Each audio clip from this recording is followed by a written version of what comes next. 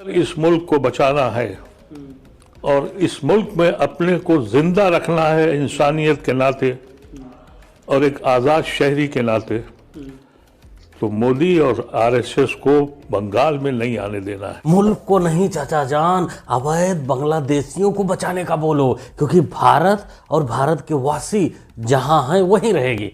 उनको घंटा कुछ नहीं फर्क पड़ेगा मोदी के आने से। बस आप जैसों की बस्तियां उजड़ जाएंगी जो बसाए हो, जिसका मलाई काट रहे हो। यहाँ के मुख्यमंत्री का क्या नाम है? मुझे नहीं पता। अच्छा, वंदे मातरम पता है आपको? हम हिंदू नहीं है। हैं? वंदे मातरम नहीं पता आपको? नहीं। अच्छा, राष्ट्रीय गान पता है आपको? ये भाई बोल रही है ना कि वो हिंदू ही नहीं है, तो भारत का प्रधानमंत्री, मुख्यमंत्री, वंदे मातरम, इन सब से क्या लेना देना उसको तो सिर्फ इतना मालूम है कि सरकार से अपने 20 बच्चों का राशन कैसे लेना, किसी दूसरे की जमीन को कैसे कब्जा करना है, ये सब इनको पता है। और बाद में जब पुलिस कार्रवाई करेगी तो ऐसे ताऊ बाहर निकलेंगे, वो कहेंगे कि मोदी आएगा तो देश ही खतरे में आ जाएगा। जमीन आपने खरीदा है? नहीं, अपनी है जमीन। अपनी है जमीन मतलब खरीदा होगा तभी तो अपनी होगी। खरीद का ऐसे ही घेरी आके, मतलब जमीन खाली थी, आके घर बना लिया, अपनी हो गई। ऐसे होता है? और अपने पड़ोस में किसी की जमीन खाली हो, उसमें जाके घर बना के रहने लगेगा, कोई रहने देगा? ऐसे कौन रहने देगा? तो यहाँ पे कैसे कोई रहने देगा?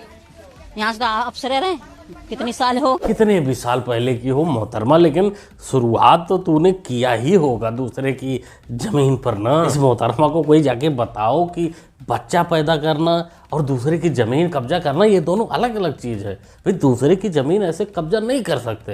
हाँ, पड़ोसी आके बच्चा पैदा कर जाए तो वो अलग चीज़ है। यहाँ कागज दिखाना पड़ता है, कागज की ज़रूरत पड़ती है। अरे वहाँ तो तुम वहाँ चली जाओ या वो यहाँ आ जाए, बाद में प्रोडक्शन हो ही जाएगा, उसमें कोई कागज की जरूरत नहीं पड़ती। किसी दूसरे मुल्क में जाके रह सकते हैं, हम रह सकते हैं। हम पाकिस्तान चले जाएं, अमेरिका चले जाएं, इंडोनेशिया चले जाएं, बांग्लादेश में, वो हमें रहने देंगे? भाई हम भी तो मुसलमान हैं, वो हमें रहने देंगे? नहीं रहने देंगे ना। तो हमारे भी मुल्क में वही रहेंगे जो यहाँ के मुल्क के हैं। ये हुई ना मौलाना साहब की असली बात कि भाई जो यहाँ के हैं हिंदुस्तानी है, हिंदू हो या मुसलमान हो, वो यहीं रहेंगे। बाकी जो यहाँ के नहीं है वो भाड़ में जाए। तो एक रैली चल रही है कांग्रेस एंड कंपनी की दिल्ली रामलीला मैदान में, उसमें वोट चोरी का मुद्दा उठाया जाएगा।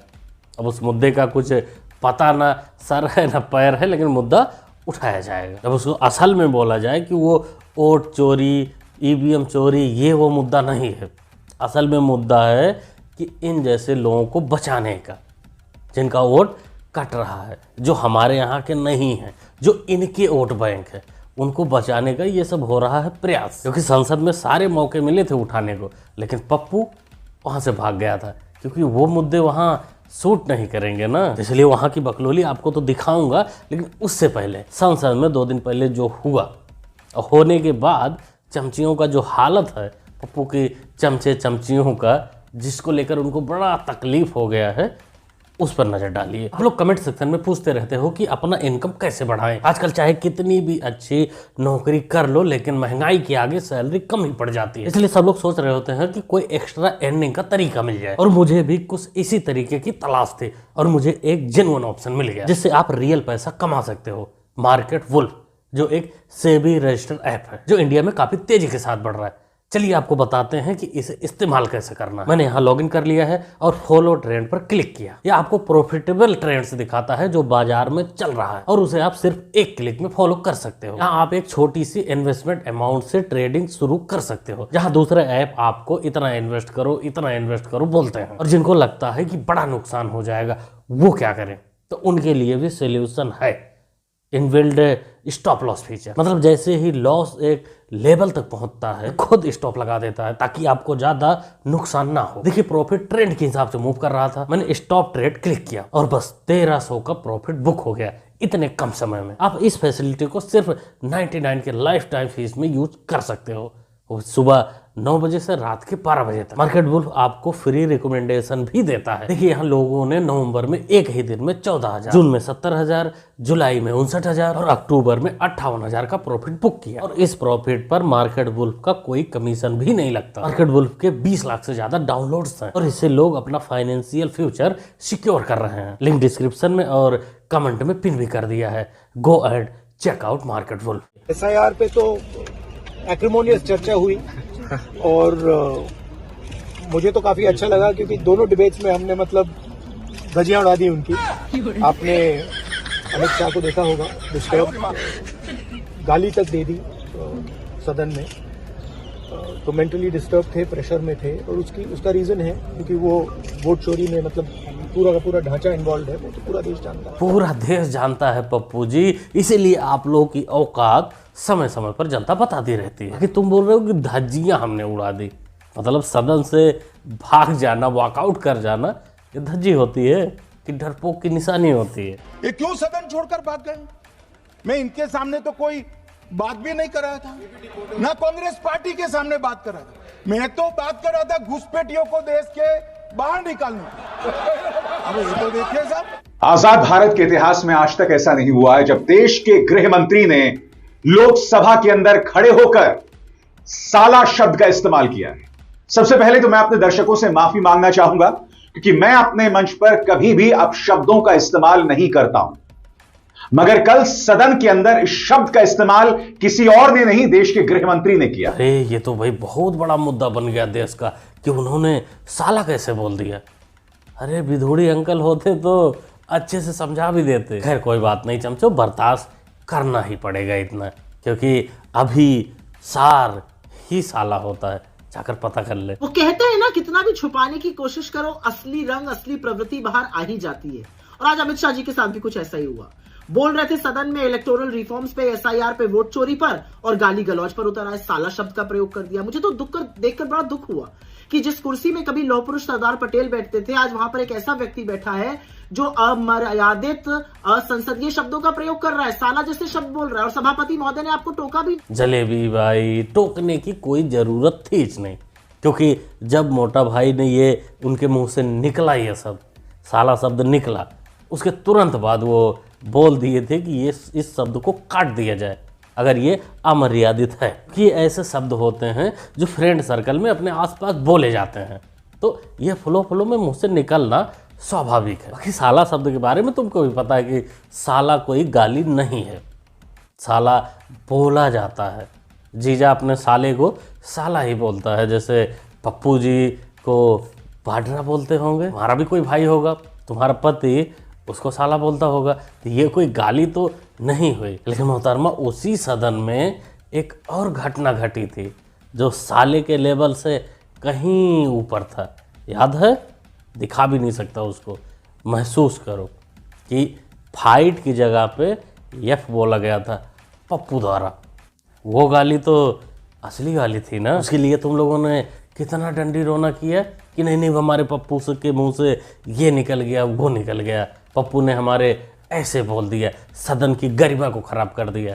कुछ नहीं बोली ना, ये सब फ्लो की बात होता है। ना वहाँ पप्पू की गलती थी, ना वहाँ मोटा भाई की, ये सब फ्लो में इतना हो जाता है। अगर आप देखें तो ईवीएम बदलाव नहीं चाहता था, बैलेट बदलाव चाहता था।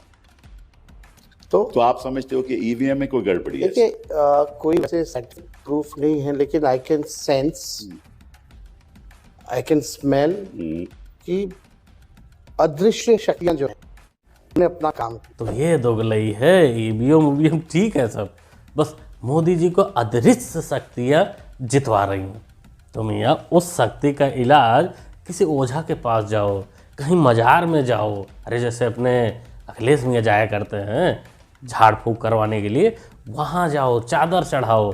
यहाँ जनता को बेवकूफ़ बनाने से थोड़ी ना अदृश्य शक्तियाँ ख़त्म हो जाएंगी। यहाँ क्यों लोगों को भड़काते रहते हो कि वोट चोरी हो गया, ईवीएम हैक हो गया, ये हो गया, वो हो गया। अरे मजार पर पूजा पाठ जाकर करो, वहाँ कुछ भला होगा। लालू यादव जी के जो संपत्ति है उनको सरकार जब्त करेगी और जब्त करके बिहार के गरीबों के लिए स्कूल खोलेगी।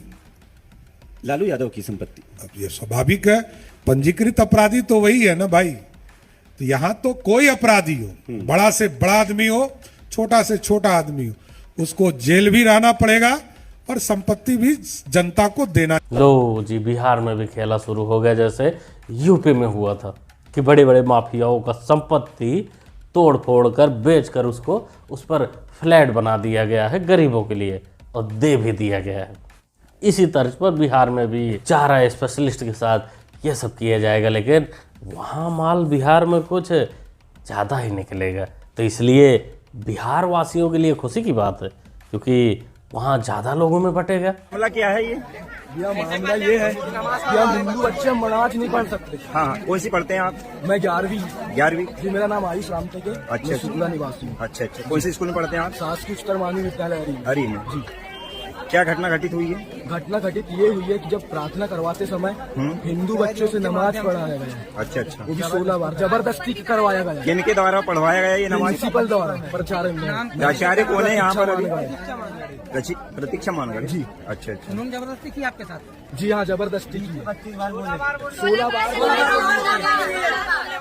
ये प्रिंसिपल हमें नहीं चाहिए और ये स्कूल में भी नहीं चाहिए। मैम हमको ईश्वर अल्लाह सभी के बारे में बताती थी और हर दिन नए नए शब्द बोलती थी और उस दिन हमको हाथ ऊपर करवा के 16 बार अल्लाहू अकबर का नारा लगवाया। देखो जी, ये कन्वर्जन का रैकेट है। ये छोटे बच्चों में अक्सर पाया जाता है। मतलब जहाँ बच्चे छोटे छोटे बच्चे पढ़ते हैं वहाँ काफ़ी सारी वीडियो आई हैं कि उनसे अल्लाहू अकबर ये वो सब धार्मिक नारे लगवाए जाते हैं। लेकिन यहाँ तो इंटरमीडिएट के साथ, इंटरमीडिएट बच्चों के साथ ये हरकतें की जा रही है। तो आप अनुमान लगाओ कि ये रैकेट कितना बड़ा होगा। ये मामला मध्य प्रदेश के सिवनी का है। यहाँ स्कूल के प्रभारी को हटा दिया गया है, लेकिन इससे काम बिल्कुल नहीं चलेगा।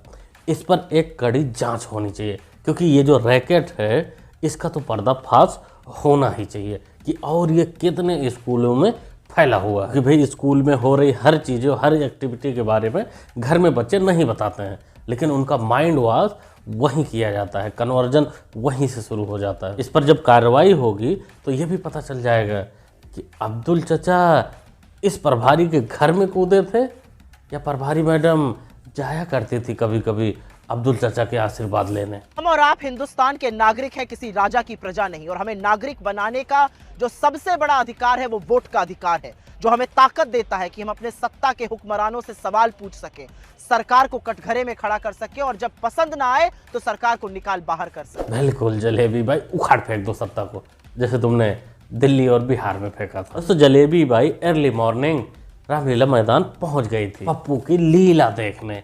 मगर इस वीडियो में तो आप उनकी लीला नहीं देख पाएंगे, आप चमचे ही देख पाएंगे उनकी लीला आज की। लेकिन अगली वीडियो में आपको दिखाऊंगा कि क्या क्या लीला पप्पू जी रचे हैं और क्या लीला रच के विदेश भाग गए चमचे चमचियों को छोड़ के। जो भी होगा आपको देखने को मिलेगा वोट चोरी के नाम पर। क्या बोलते हो दोस्तों, क्या कहना चाहते हो इस वीडियो के बारे में? अपना राय कमेंट बॉक्स में जरूर शेयर करें। मुन्ना भाई को सपोर्ट भी कर सकते हैं चैनल को सब्सक्राइब करके, क्योंकि सब्सक्राइब करना होता है बिल्कुल फ्री। मिलते हैं अगली वीडियो में। Thanks for watching. Market wolf India में बड़ी तेजी के साथ बढ़ रहा है। 20 लाख से अधिक डाउनलोड्स ऑलरेडी हो चुके हैं। तो इस ऐप के साथ अपनी ट्रेडिंग जर्नी शुरू कीजिए। लिंक डिस्क्रिप्शन में, पिन कमेंट में दे दिया है। क्लिक करके डाउनलोड करिए अभी।